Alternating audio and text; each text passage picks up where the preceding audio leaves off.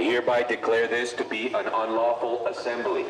I order all those assembled to immediately disperse.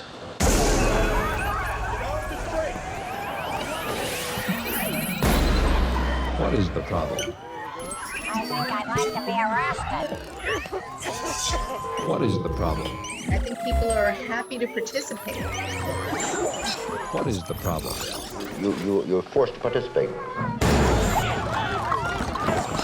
If you're standing still, you may be subject to arrest. Do you ever try and leave your house, but you just can't get away? Ow! I can't even leave my house in VR. I think it's time for you to take a break, okay? You might want to call somebody. They're firing rubber bullets right into people's houses. These people can't leave when they're being told to disperse. Where the fuck your families at now besides ours? You're forced to participate. So do you want to go teleport somewhere else? Yeah, maybe back to California. All right, let's do it.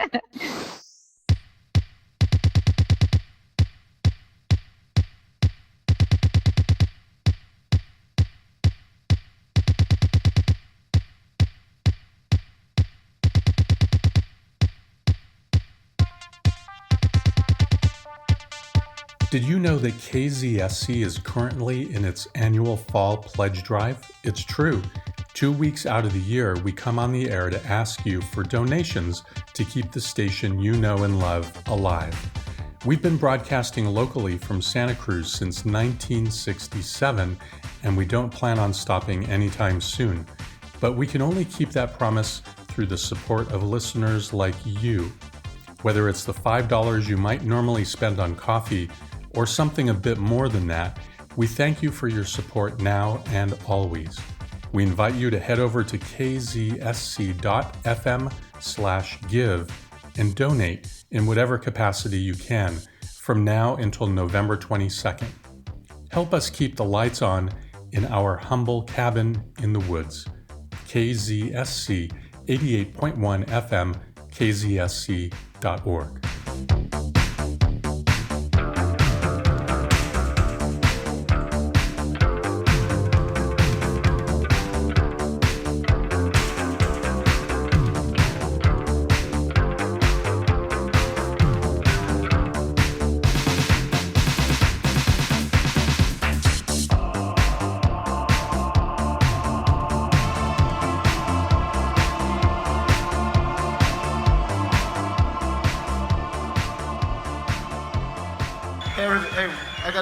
I got something serious here. Hold on. There's about a whole bunch of cops outside, and they're apparently being a little uncool. So when you all leave here, just be careful they don't tag your ass or something like that. All right? Just try to get home without them with you. Okay?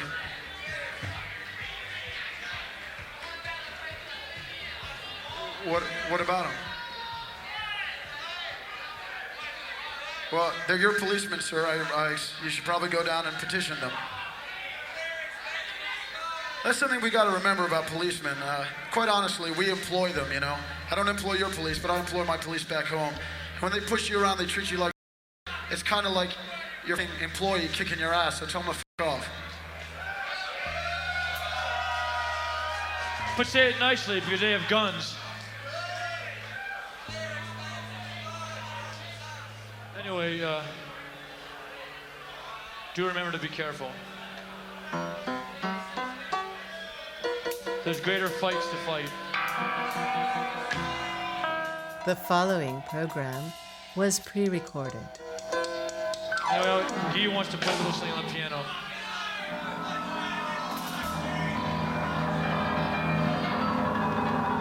As a non-commercial educational radio station, KZSC supports the free expression of ideas. Please be aware that the opinions expressed are those of the speakers or artists only and do not necessarily reflect the views of the UC Regents, KZSC staff, management, or underwriters. We welcome your feedback on our programming.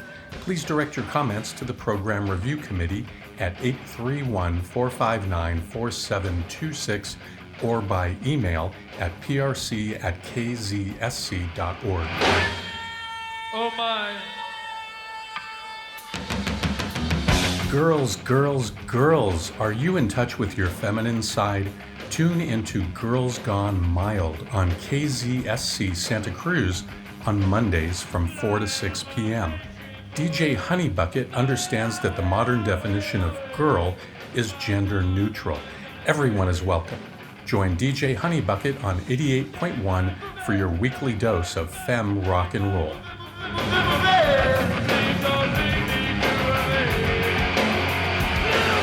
Santa Cruz County Community Coalition to Overcome Racism is a grassroots organization founded in 2007 to address structural racism as the root cause of racial inequity in Santa Cruz County. Their mission is to train, equip, and support community members and institutions to effectively work toward racial equity. More information is available at info@scccccor.org. Gina Dent and Angela Davis recently kicked off a year-long series of online events focused on prison abolition called Visualizing Abolition. For more information, check out the website for the Institute of Arts and Sciences at UCSC.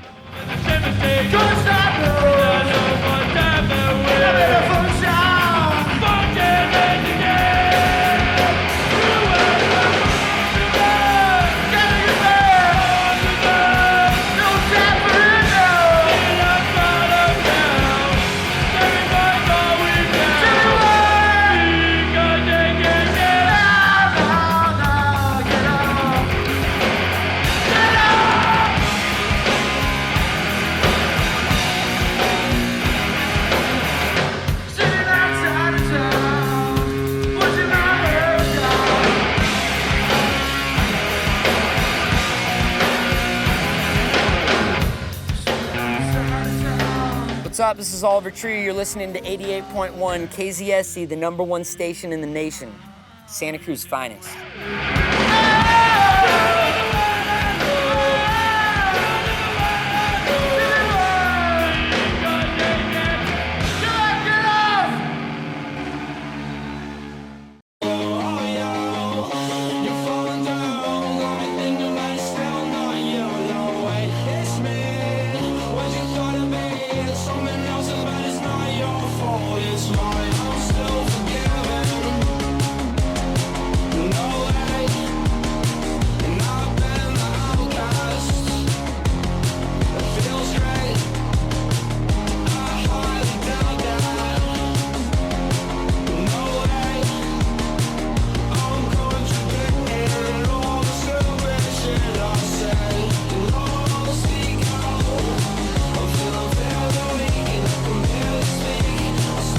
Free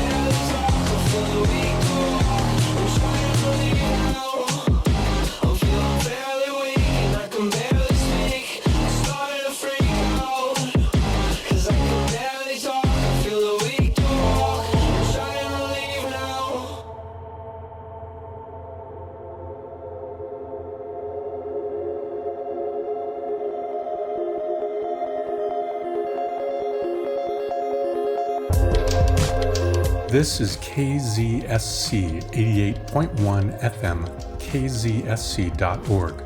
My name is John Malkin, and this is Transformation Highway. Today you'll hear an interview with Santa Cruz's own Oliver Tree. Oliver Tree's album, Ugly is Beautiful, was released recently in July 2020.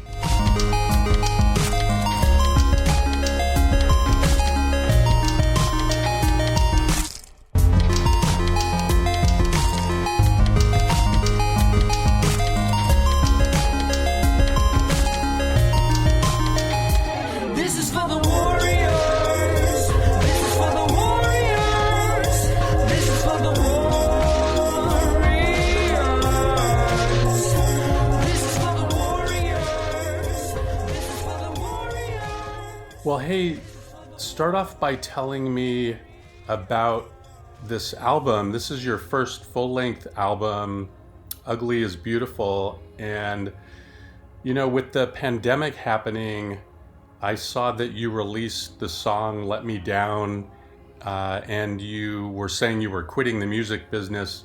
And then the album was released and it debuted at #1 on Billboard rock and alternative album charts in July. How was that to see your album so well received? Well, I worked on the album for 5 years, and it's been something that's been finished for a few years, and I wanted it to come out way sooner, but it's really hard to release a label if you don't have an audience on a major. So basically, I was forced to keep delaying the album until I had a big enough audience.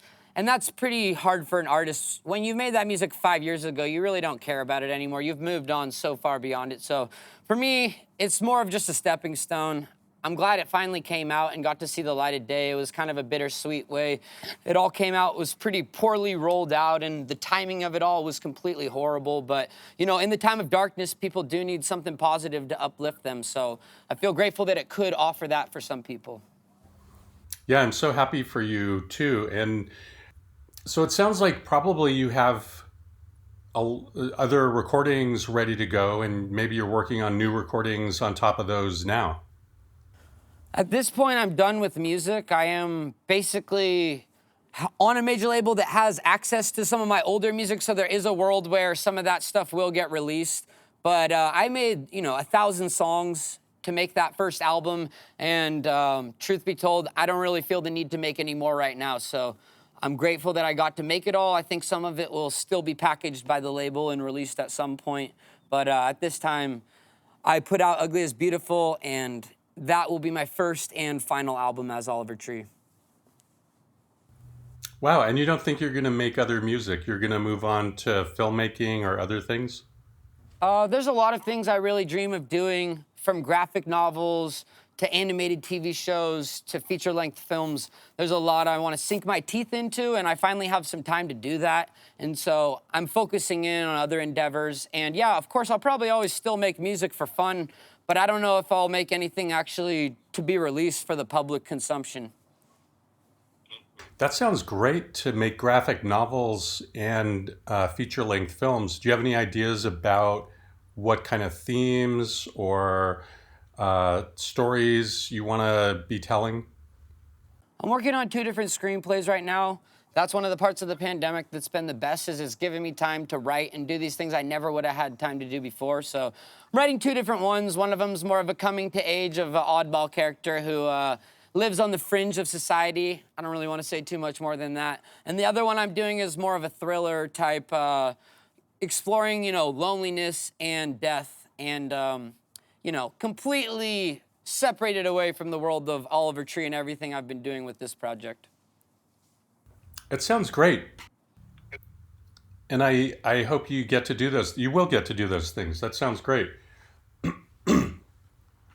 Hey, would you say just a little more about being on a major label, Atlantic, where you said something briefly a few minutes ago, but if you could say more about the release of your album, and they had some demands about how to release it and how many followers you needed. what were the good parts? What were the bad parts about having a major label?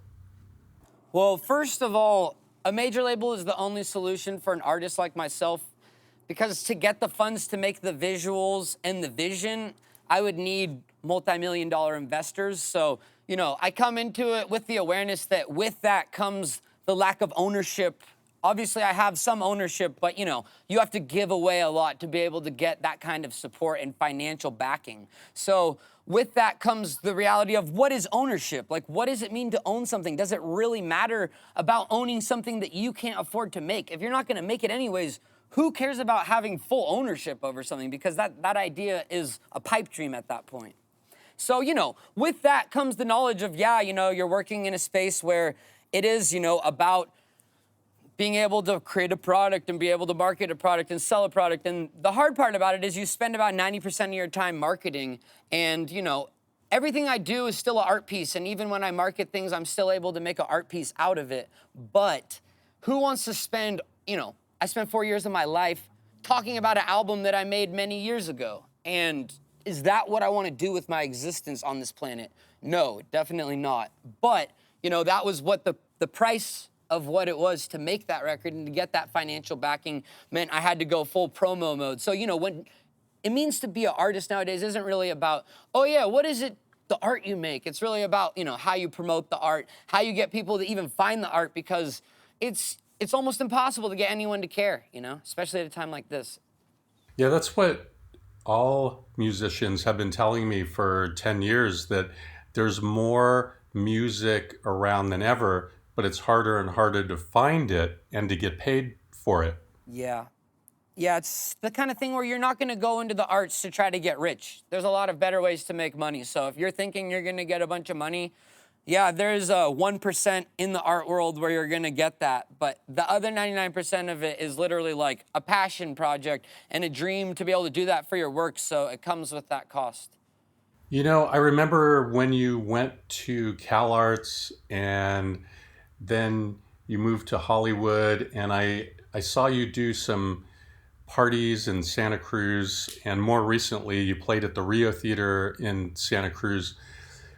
What would you say has led to your success? And really more than that, like, what are things that happened to you or that you did in Santa Cruz that became a part of who you are now?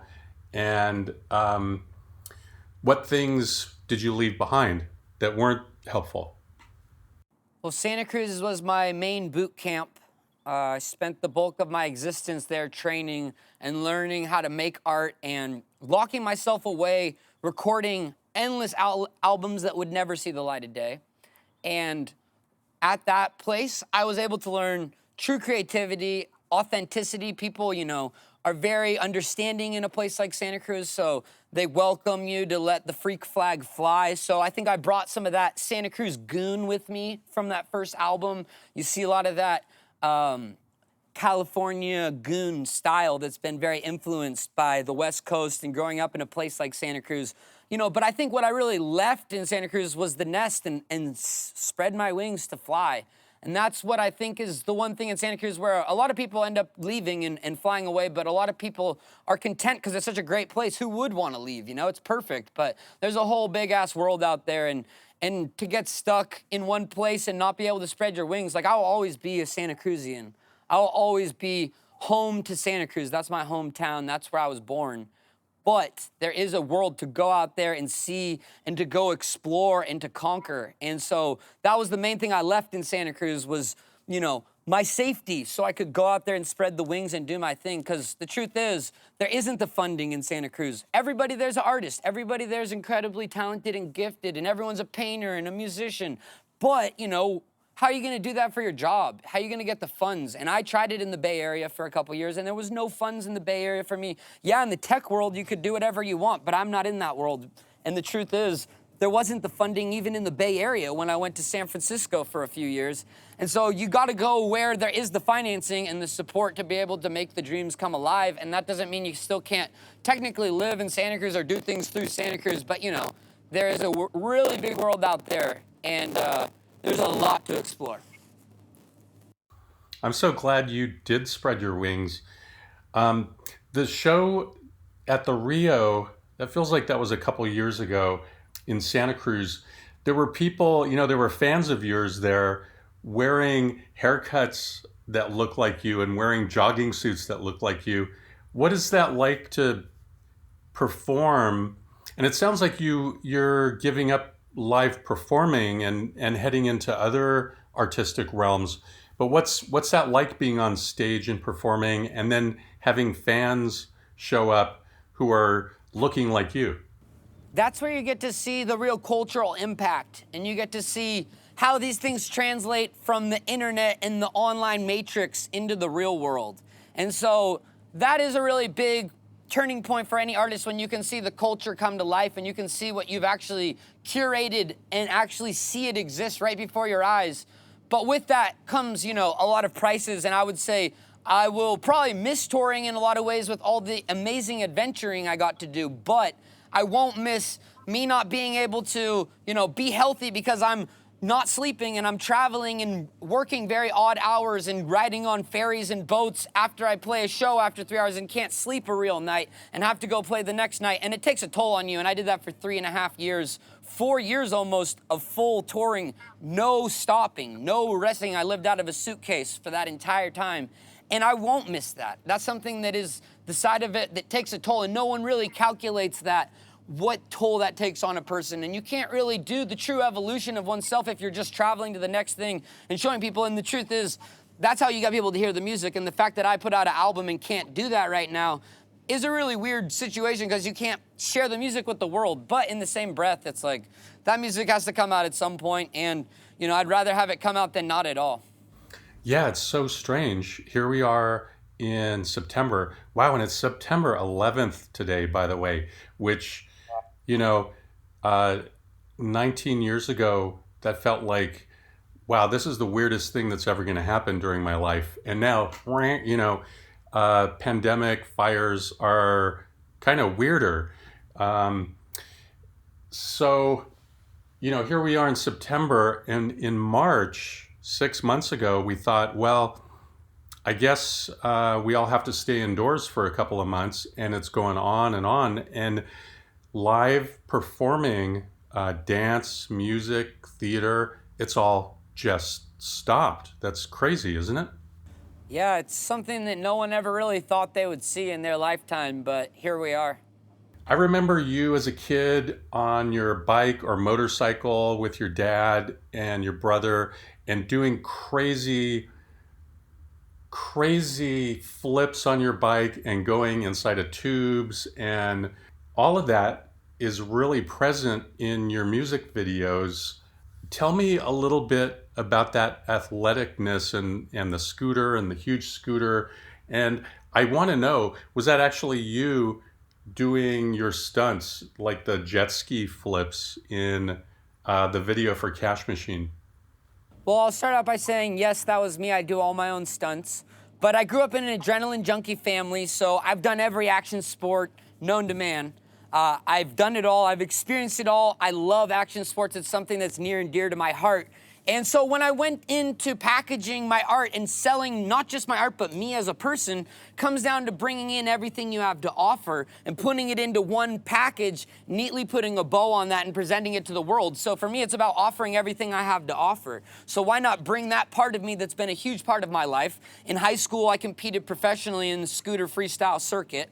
I've had, years of bike racing, every type of action sports. I had half pipes in front of my house. I've been doing this my entire life. So for me to not put that into what I do as an artist would be a disservice. And I truly don't think what I would be sharing would be as authentic, because I have something unique here to share, And so I try to put it all in as one piece. And I tried to share it with this album and make it so that I could show the world, everything I have to offer. But as far as learning the stunts go, I had to learn different stunts for different music videos. I spent 6 months at the Paris Auto Speedway learning how to monster truck jump for my first official Atlantic music video.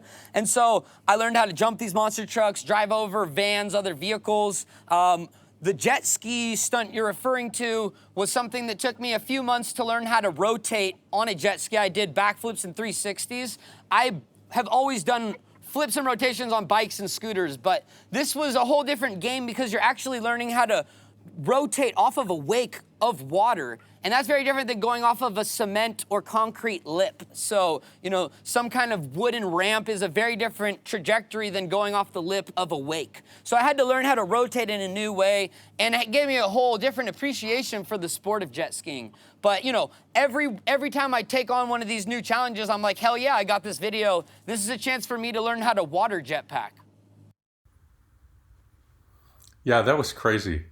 Yeah, if you look in those things are not that hard to ride. Anybody can learn how to ride one of those things in about 15 minutes or so, but the truth is, to learn how to do tricks and actually some of the body varials and the maneuvers, if you look, there's a scene where I learned how to walk on water. And that took me a week alone just to learn how to walk on water. So each stunt takes quite a bit of time to dive in, but when you're putting in the body varials and the spins and the rotations and learning how to ride that thing 30 feet up in the air, it can take months. Wow. And you learned how to walk on water. Did you learn how to change water into wine? No, I'm not working in the dark arts or anything in that lane, but it's something I am interested in, and as I progress forward, it is something I would like to explore. I want to ask you just a couple more things about the album. You've just told me that that's going to be your first and last album, and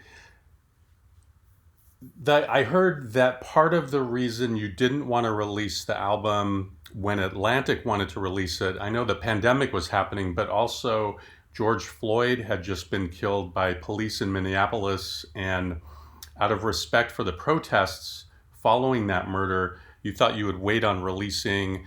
Is that accurate? And do you have any thoughts or feelings about the movement for Black Lives and the movement to abolish policing? Yeah, I stand with the Black Lives movement. It's extremely apparent that the police system in America is beyond corrupt at its core. It's a super complicated issue, and I'm not gonna try to pretend like I have all the answers or anything like that, but to tell you the truth, there isn't one single solution, but it starts with things like defunding the gross amounts of money that go into militarizing our police and start putting that money towards things for the community like education and things that are gonna build back the community. So, there's a lot of things that need work with that, but there is no world where what's happening right now is right, and this is something that is affecting America as we know it. Hey, one reason that I was hoping you'd do another album, and if you don't mind, you can make one just for me if you want. Some of your music started heading more into punk rock, from my point of view, and I liked that a lot. And of course, it drew my attention when I saw that you'd done this special version of Let Me Down with Blink 182. Tell me how that came about and how you liked that version. So Blink 182 were fans of the song, and Mark is a fan of the project. So we had the chance to collaborate on a second version of the song where they got to try out putting their own verses and playing guitar and doing the drums, rebuilding the song from scratch with using my vocal. And it was awesome because I got a really hands-on experience getting to produce the song with them, working hands-on every step of the way, giving them direction and also letting them do their thing. It was a super inspiring experience because these are the people who helped inspire this music. On this album, Ugly is Beautiful, there's tremendous alternative and rock and punk and pop punk influence in this. And so to have some of the people who helped inspire the music actually work with the music and be involved with evolving the music was kind of a full circle moment for the genre. That's so sweet to have that kind of full circle happen. That's great. I think the idea is really special, the idea that the people who grew up listening to that type of music can listen to it with their kids who are now listening to the next generation of that music. It's kind of a way that you can bridge the generational gap.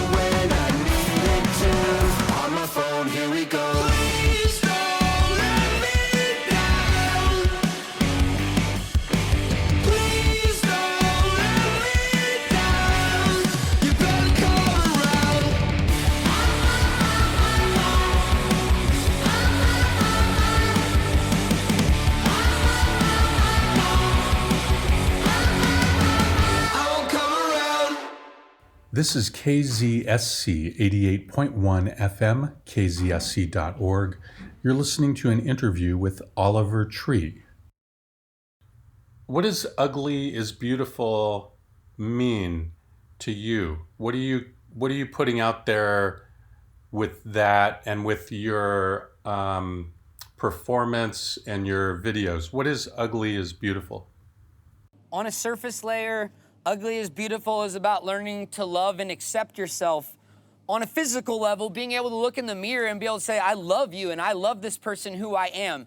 But it goes deeper. It's like learning to not only love who you are and how you are, but the person and the way you are. Learning to accept who you are goes beyond the physical sense. So learning to accept who you are is a huge part of this. And then beyond that, accepting where you are. Because the thing is, I've been working on albums for over 10 years, and it's been one big failure after another. It's like every time it falls on my face. This is the first album that's come out. I've made upwards of 15 different albums that will probably never see the light of day. One big failure after another, and the truth is they're not failures. They're all for me to get to this one point. So ugly is beautiful for me is learning how to arrive at a place where I can not only accept myself and what I look like, but really where I am in life. And yeah, and in this darkest time, there's so much hatred in the world right now, and there's so much people who are so unhappy with themselves internally that they externalize that onto others. And I personally feel that if people loved themselves more, they wouldn't have to spread so much hate around them. So for me, it was hopefully a chance to be able to offer something for people to have some of that self-love and teach that through the arts and music and through a way that could potentially, on a micro level, teach someone that and slowly that effect happens. And if you can get one person to stop externalizing that, you can slowly make that longer effect. Yeah. Hey, tell me about the song Cash Machine. It's kind of a stereotypical story of, not the song, but in life, there's a stereotypical story of musician who goes to Hollywood and becomes a rock star, and then gets really into drugs and buying cars and traveling, and kind of gets caught up in money and fame. There's lots of songs and books and movies about that kind of thing. Cash Machine, doesn't sound like it's exactly about the rock star, but about people in general.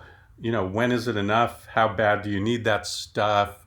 It's about greed and accumulation, it sounds like to me. I don't know if you want to say more about the song, but I'm also interested in how you have been enjoying life in Hollywood, or if it has been difficult with getting money and fame. Has that been challenging in some ways? Well, the important thing to understand is that those things will do nothing for your happiness. They're not going to make you a happier person. The happiness starts on an internal level. So if you are seeking happiness through these other things and these other achievements, you will never get there. If you can't just be happy with where you're at, forget about it. And that's what the album is really about, is accepting where you're at, because this is where you're at. Fuck it. You're going to look back in years and look back at this and say, wow, that was the golden era. Oh man, and you don't even really notice it. You don't even realize it just slips before you. But as far as, me acclimating to the climate of that, it hasn't been a problem because I'm not a materialistic person, and that song is about anti-material lifestyle. I spent 3.5 years traveling around when everything I own fits into a fake Gucci suitcase that I bought in an underground marketplace in China. But literally everything I own fit in there. I didn't buy a single thing. I got financing, but I put every cent back into the art. And to me, it's, you get out of it what you put back into it. So I am now starting to see the financial repercussions of that only 5 years after my initial financial investments from my label. So it's it takes a long time to start to see the fruits of the labor. So for me, I've been not experiencing them nearly what I could have been because I'm in boot camp still. I literally was in boot camp while I was in Santa Cruz, and I've been in boot camp the last 4 years, and guess what I'm about to do? I'm going into boot camp for the next year to work and try to push myself to the next level so I can evolve as an artist and try to push my whole life's work to that next level and get it to the cusp of what I thought wasn't possible. So I'm always in boot camp. It's always going to be the case. And when you're in boot camp, you're really not sidetracked by these other things. Those things are great, and they can make you have a richer, more rich experience, but not in the actual financial sense. It's a good moment, but it's a fleeting moment, and don't expect that to be the source of the happiness. The happiness comes from within. Those things are just little special moments that can be peppered in throughout it. But, you know, when you're really focused on art and you really choose art as an art path, you're not in it to try to get rich. It's not a good profession to try to get rich in. There is a million other ways you could make money and a million other ways that would be more feasible long-term to try to make money. So it's not the kind of business you get into to try to get a big, you know, a financier is not gonna go into the industry of music just to try to get rich unless they're trying to sell headphones. You know, it's not in the core of the DNA of art. It is in the 1%, and there's that fine line that, yeah, maybe people could get to, but that comes few and far in between. And so to have any expectation that that's where you're gonna go is, you know, you'd have to be pretty delusional to be like, that's where I'm just gonna strike gold with this. You know, you just make art because you have to do it and because that there's some stories to be told, not because you have to make up something to tell people. You got something to say. And so there's no real correlation between that and having success, fame, money. Those things are just all parts of the equation that don't have anything to do with the real art of it. And if you can focus on the real art of it, eyes on the prize, you have no real sense of, you know, losing oneself because you're focused in on the same thing you've always been focused in on. And so I have been able to remain intact with who I was and who I am, and nothing in that regard has changed, but I have evolved and I have gained the confidence to know that, yes, I can accomplish things that would sound impossible to the normal person. Like, yes, I did build the world's biggest scooter, and it took me years of my life to try to find the financial support and to get a team of 28 engineers to build this thing, and then spend, you know, 3 years of my life trying to learn how to ride this thing. And just now this year, I finally get the Guinness World Book of Records for the world's biggest scooter. If you would have told me that I would have that as a middle schooler reading Guinness World Book of Records in the library, I would have never guessed it. Yeah, fantastic. I look forward to the stories that you tell in however you choose to do that in the coming years. And I really appreciate your viewpoint that you're talking about, like kind of like each project you do is starting fresh, starting over. You call it boot camp. And there's this quote from a book by Samuel Beckett that I read when I was 20 years old. And there's just 2 words in this sentence, and it says, fail better. And you're reminding me of that, like, you know, everything we do the best we can, and then keep moving forward and keep evolving and be creative. And that's what you're doing. And I'm really glad for you that you're doing that and channeling your creativity and sharing it with people and sharing ideas and stories. It's great. And I look forward to more. Thank you. And in art, the truth is, it is super, super essential that you just understand that we are here to do something on this planet. We all have a purpose. And if that happens to be art, it's like, there is nothing in the way of that and that vision, and you got to just go and sink your teeth in, because the truth is, if you're not going to do it, the next guy down the street is going to do it, and that dude could have easily been you. Tell me, you mentioned before that you want to make feature-length films. What kind of plans do you have for those films? Well, right now, I am in the process of launching my first production company. And so for the last 2 years, we've been filming documentaries of the travels around the world I've done. And we will be releasing one documentary every month for the next year. And that's the first stage of it. And we just released our first documentary last week. And it's footage of me traveling to Australia, competing against the #2 rider in the world, Ryan Williams. And we had a full-on competition, and we didn't finish the full competition because we are gonna finish the entire competition in Santa Cruz. And we're either gonna do it at the Santa Cruz County Skate Park, we're either gonna do it at the Santa Cruz City Skate Park, or we're gonna do it at my parents' house where I have a 25-footer metal ramp. And what exactly is the competition? I competed against the #2 rider in the world for the #1 position in freestyle scooter. So basically, anything from big air body varials to rotations, flips, whips, you name it.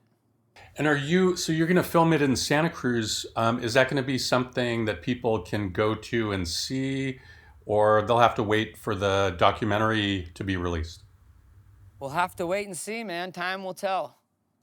Yeah, I guess with the pandemic, crowds of people are not too good. Right.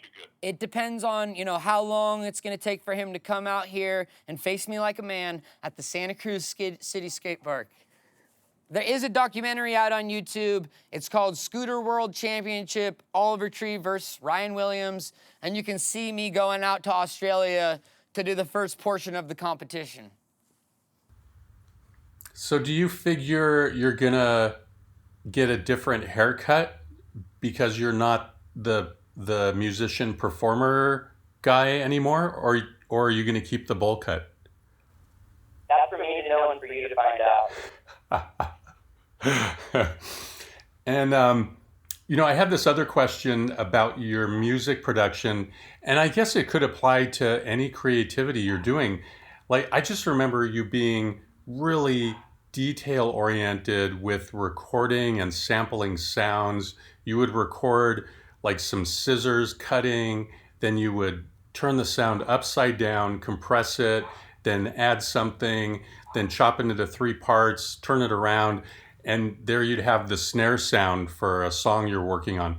Do you find that you're still really involved in that kind of detail of things you're creating?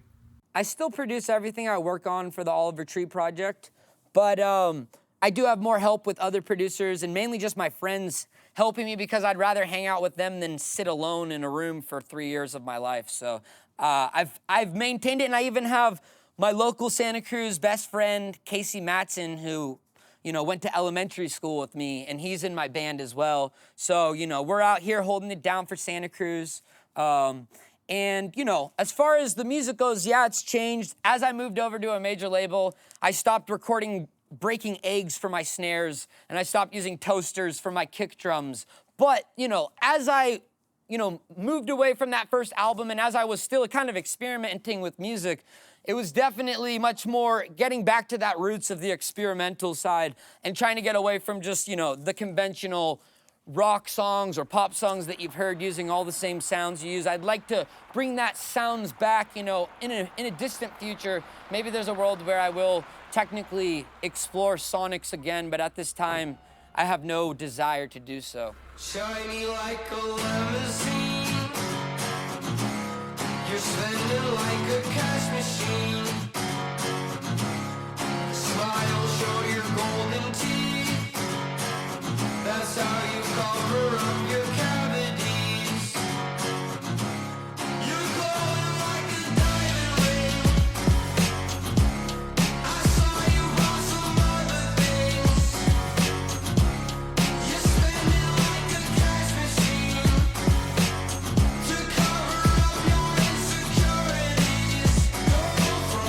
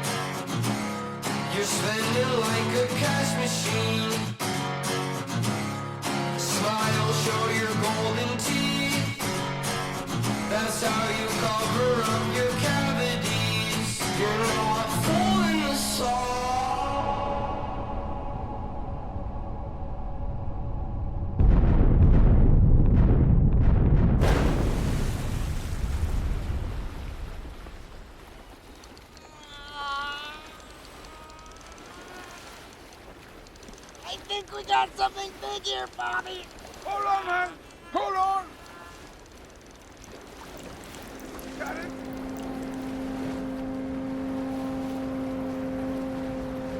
What the hell is that?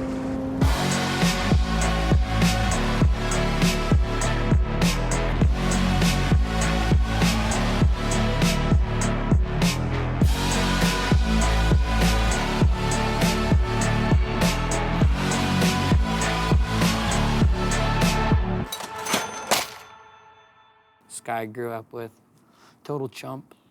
He asked me to do my first radio shows back in the day when I was 15. I didn't have much else going on, so yeah, I said yes. But even then, I knew I was too good for that shit. I was like, why am I not in Radio 1? Why am I not iHeartRadio building, getting the top dude here interviewing me? Like, come on, dude. I don't need to do rinky-dink, hometown hero stories. Everybody knows I'm the Santa Cruz local legend. There is no one who is as famous as me from Santa Cruz. That's a fact. Everybody knows that. Everybody says that. I say that. I guess he put me on, yeah. All the people from Santa Cruz could suck, dude. Every one of them is a coward. I knew so many people try hard, want to be artists. I'm on the phone there. Oh yeah, everyone's such a great artist. No, they suck, dude. Only legit artist out there was me, and the only other one that was semi-decent was Casey, and that's why I brought him with me. And everyone else is trash. In SC, there is no hope. Everybody there, you guys are How did I make it out? I don't know. Found it in my soul. I had a calling. I just had to do God's work. I don't know. It's ridiculous, like, to be on this level of local celebrity. Like, when I go through the bagelry, they better give me some free bagels. Like, I shouted them out enough times. When the bagelry wants to give me the life supply of bagels, we can talk. But until then, they really haven't done shit. It was my favorite place growing up. I'm way better than that now. I'm Hollywood, dude. I made it. The bagelry. I fell down to earth from 100 miles away, and somehow I still make it work. But it's overrated and somehow played out. 3 doors down so you can't ignore it. I'll hunt you down like a Tyrannosaurus. My teeth are sharp like a great white shark. Let me taste that flesh, is my favorite part. Got an eagle beak with the ostrich feet. 7 spider eyes for every day of the week. Means I'm still up working while your bitch sleeps. I'm an alien among the human beings. I fell down to earth from 100 miles away, and somehow I still make it work. But it's overrated and somehow played out.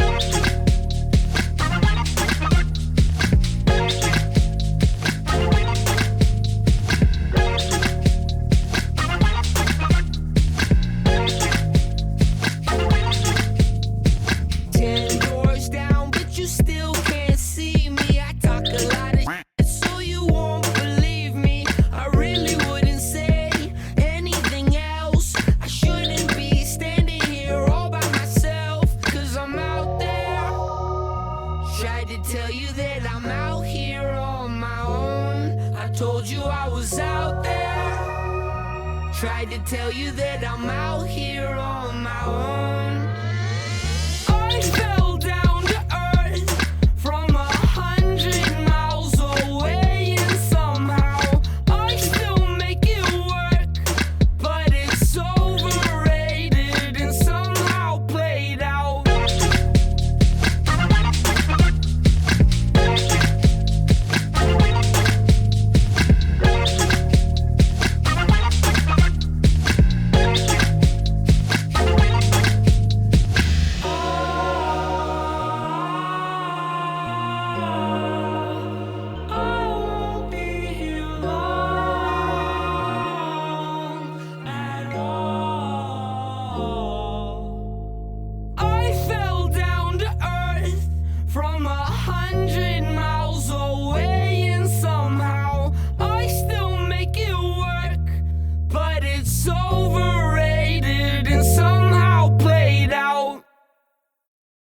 Hello, this is Oliver Tree. You're listening to 88.1 KZSC. Thanks for tuning in. Do you ever beatbox? mouth stuff? I do a tiniest bit, but not enough where I would feel comfortable doing it with you right now. Is that what you're asking? Are you trying to have a cipher? Yo, I'm talking about it. Never wanna get around, it's an owl. And then I speak like a nighttime owl. Never coming out while I move. Silent, I get around with my mind. Violent, I science hacker when I'm moving. My heart break, hit you with the place in my mind, mate. I got a second, leave it on the place while I go. Infinite mind, infinite melt from the white to the snow. Heart like an ivy, hit you on the place and I melt you like an icy. Leave a heart place down and I get out. Hit you with the place in the rush. Shout out. I got a name, but I go. Freestyle on your face, little baby, yo. Yeah, something like that might be I don't know. Yeah, we better not do it. Yeah, we probably shouldn't. Okay. All right, well, anyways, I would like to play another song. This one is, let's see. This one, which one should I play? All right, I'll play, this one's called Warrior.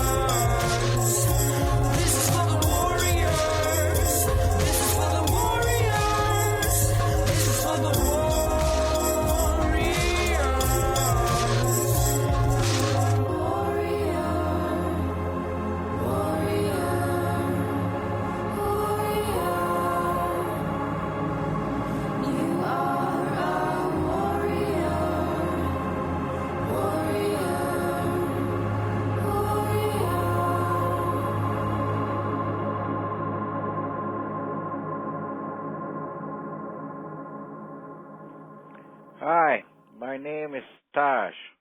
When I'm in Santa Cruz, I listen to KZSC, the little shack amongst the redwood trees in the city on a hill. Thank you very much. What's up? This is Oliver Tree. You're listening to 88.1 KZSC, the #1 station in the nation. Santa Cruz finest.